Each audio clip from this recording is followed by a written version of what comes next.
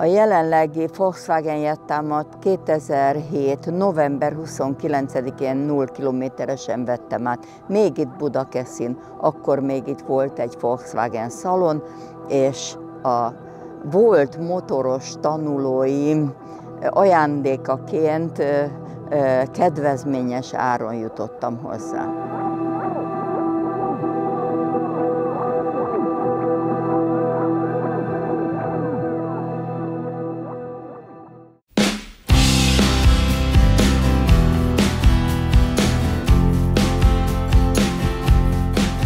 A motorozás az fiatal lánykoromban kezdődött, Rigával, Babettával, majd egy P20-as, de ezek aztán a múlté maradtak, és a komoly motorozási rész már az oktatás kapcsán jelentkezett, aztán jó darabig párhuzamosan az autóoktatással folytatódott, de a végén már csak és kizárólag motorosokat oktatok.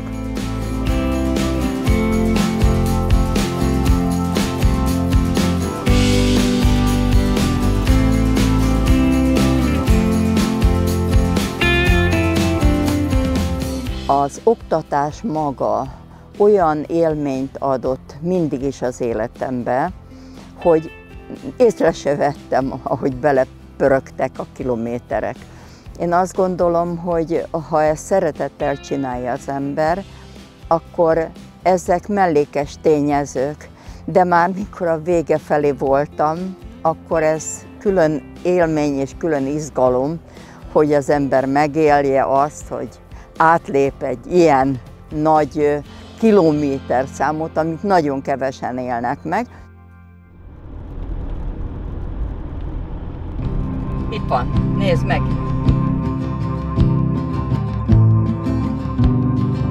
Azt hittük, hogy lenullázódik, az történt, hogy nem nullázódott le, hanem levonalazódott. Vonalas lett a kocsim. Teljesen jó. Így váltunk vonalassá. A tegnapi nap folyamán átléptük az 1 millió kilométert az én hőnszeretett kocsimmal.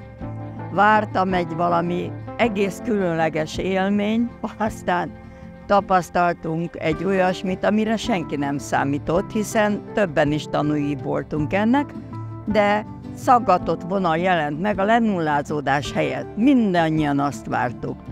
És hát ez történt.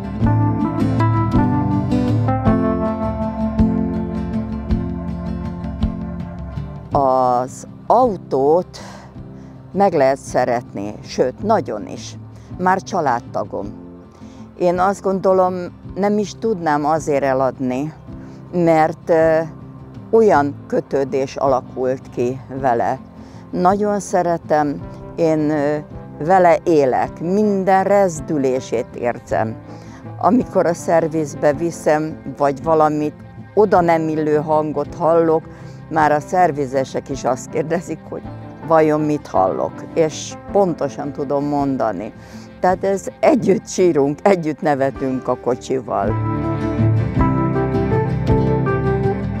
Hát el tudom mondani, hogy az 1 millión kívül még az a pár méter, ami az összes többi autóval volt, az most már összetéve azért jó pár millió lenne, mert jó pár kocsim volt. Tehát kezdtem én a Trabanttal, kis Polszki, 4 ütemű Trabant, Seat Ibiza, Passat kombi, 1-es, 2-es, 3-as, 4-es Golf és a Jettem. Tehát ha ezeket összevetem, azt gondolom, az ember hozzáérik a kocsihoz, hozzáérik a hangjaihoz, mindegyiknek a hangjához, és hozzáérik ahhoz, hogy hogyan tudom finomabban rávenni a tanulót arra, hogy ő is megérezze, meghallja a kocsi hangjait. Kell, hogy hallja. Tehát ha beülök, és csak a kilométeróra állást nézem, hogy hogyan éppen mennyivel megyek, sosem tudok megtanulni megfelelően vezetni. De ha érzem, vele élek, ha érzem a rezgéseket, akkor 1 millió kilométerrel, vagy akár többel, akár kevesebbel, de mindig meg kell éreznem, és meg kell élni. És jó kedvel, akkor tudom jó kedvel megélni, hogyha szeretettel csinálom végig. A szeretet szerintem a fő motívum.